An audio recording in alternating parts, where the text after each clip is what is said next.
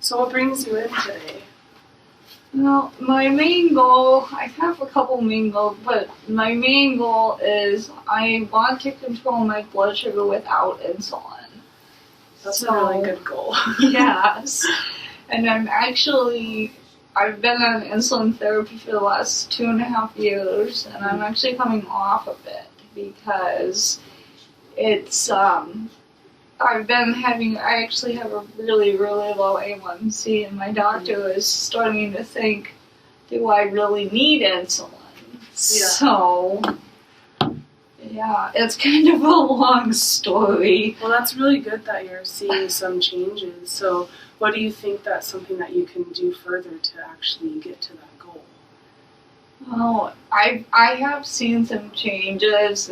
And my A1C has been going backwards on the insulin therapy, and it seems like I was diagnosed originally with type 1 diabetes, and it seems like it's not progressing, and it's been 2.5 years. So, and then 2 of the antibodies that are indicative of type 1 diabetes were negative, and 1 was positive. So, we're really not sure what's going on. So you kind of feel like it might be kind of like a not really accurate diagnosis, or maybe it was just something that was occurring at the time. Yeah, it may not have been accurate because I was under severe stress at the time, and I had pneumonia and I was in the hospital. So I was under severe stress. My blood sugars were high, but they're gonna be high and chronic stress, right? Yeah, definitely. Yeah.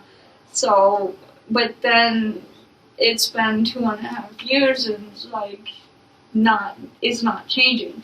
So, and I think this last 2 mornings, my blood sugar's actually been lower when I checked when I was not on insulin than when I was on insulin.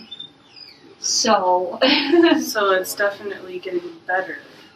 Yeah, slowly. It feels like the insulin wasn't even working, and but I do want to continue the trend and continue to lower my blood sugars naturally.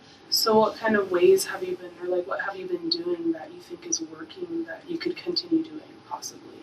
So what I've been doing is, when I was first diagnosed, I was taught about carb counting, and I've been pretty strict about getting 30 grams of carbs at the meal or the snack. Yeah. And so I've been 30 grams of carbs at a meal and then 15 at a snack. So I've been pretty religiously carb counting, yeah. And it's worked, I think, definitely. And even then, I feel like, oh my gosh, I had 30 grams of carbs, I need protein. Oh, yeah.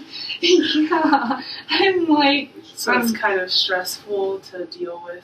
I'm paranoid about having carbs. I'm I have protein, must have protein. Yeah. And then if I have sugar, artificial sugar, I'm it's in the form of a protein bar, but I'm oh, that was so sweet. Yeah, definitely. So you have to watch everything that you're doing, and it's a lot to deal with. Yeah, it is. And then once I moved to Coeur d'Alene, I've actually even reduced my carb intake even further. This summer I was having grilled cheese sandwiches and every toast 2 or 3 times a day.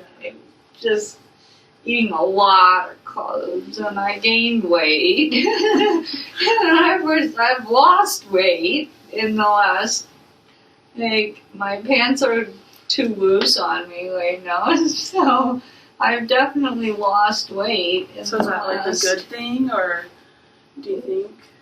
No, it's a good thing. Okay. I've lost little muffin top, but No, I definitely feel it when I lose weight. I'm not too big anyway. Yeah. So, yeah. So, yeah. So, but that's been working. I woke up more, I only eat one piece of toast and only once a day. And I have peanut butter with it. So, that seems to have been working and definitely made me lose some weight. But I think it's the appetite that is the problem. Like having a big appetite or a small appetite? Well, having an appetite for the wrong foods Oh, okay. because Yeah. when I have carbohydrates, then you get hungrier when you have carbs, and then you want more of them. But I have to be, especially when I'm stressed, especially or near my cycle. I eat everything in sight.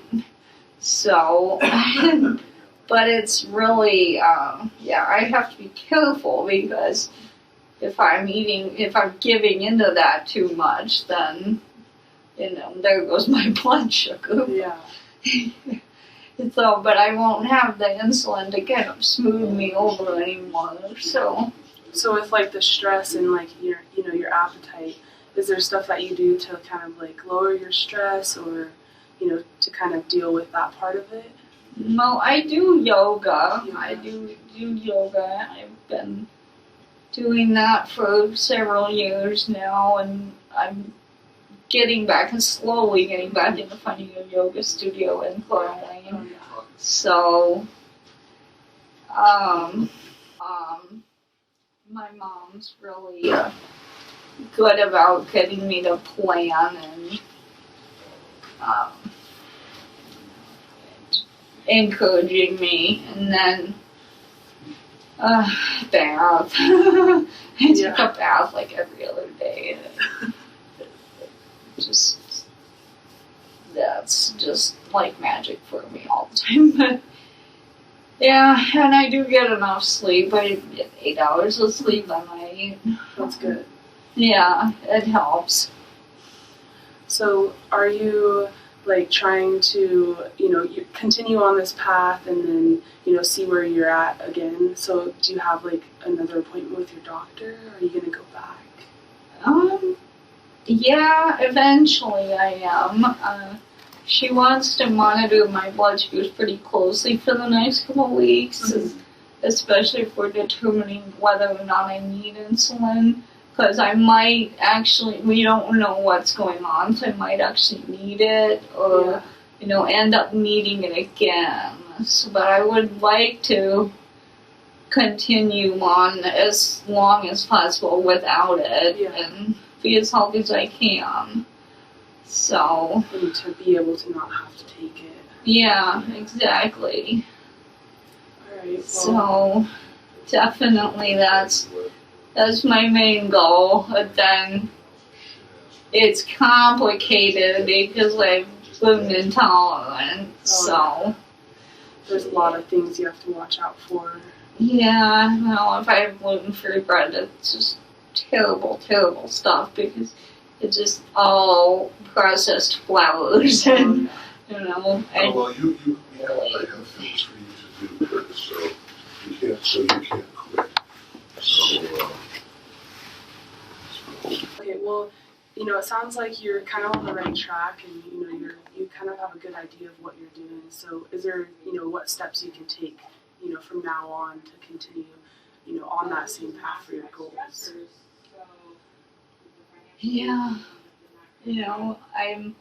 I feel like I'm in the preparation stages of making a change, and then definitely motivation could be an issue, especially if stress is involved. And are you a student also, and you work or do other things outside of just being a student? So all of the above. It's a lot of things to deal with. So exactly. I think you're doing really good considering the things that you've been through and where you're at right now. So you can continue doing what you're doing and you know, giving yourself the, you know, satisfaction of actually making it through, you know, some of those things that you've been through. So, Yeah.